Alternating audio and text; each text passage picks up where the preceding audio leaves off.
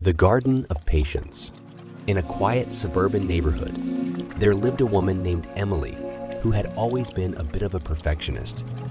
Her front yard, meticulously maintained, was the envy of the entire street. However, there was one thing that perpetually bothered her: a barren patch in the corner of her garden. Emily had tried everything to make something grow in that desolate spot.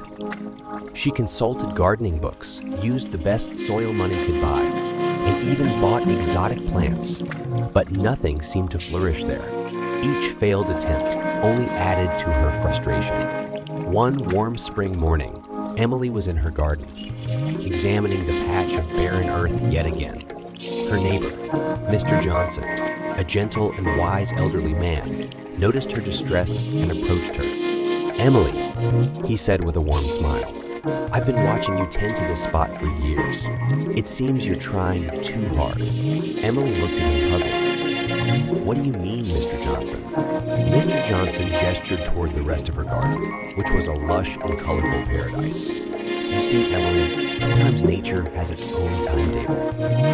Not everything can be rushed. Some things take time, patience, and a little faith." Emily sighed. "But I've tried everything, and nothing has worked. I just want this garden to be perfect." Mr. Johnson chuckled softly. "Perfection is a noble goal, but it can also blind us to the beauty of imperfection. Come with me." He led Emily to his own garden, which was equally well kept, but had a corner filled with wildflowers of all shapes and sizes. It was not perfect, but it was charming in its own way. "These wildflowers," Mr. Johnson explained, "I didn't plant them. They grew on their own.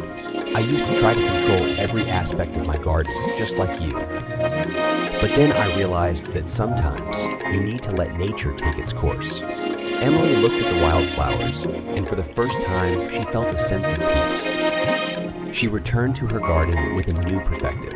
Instead of trying to force perfection upon it, she decided to plant a few wildflower seeds in the barren patch, and then let go. Months passed, and Emily watched as the wildflowers slowly sprouted and grew. They weren't the exotic plants she had initially envisioned, but they were vibrant, unique, and full of life. As she tended to her garden with patience and love, she noticed something remarkable happening.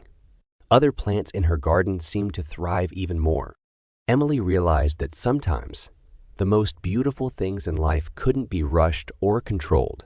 She learned the lesson of patience and acceptance from her garden and embraced the imperfections that made it truly special. It wasn't about achieving perfection.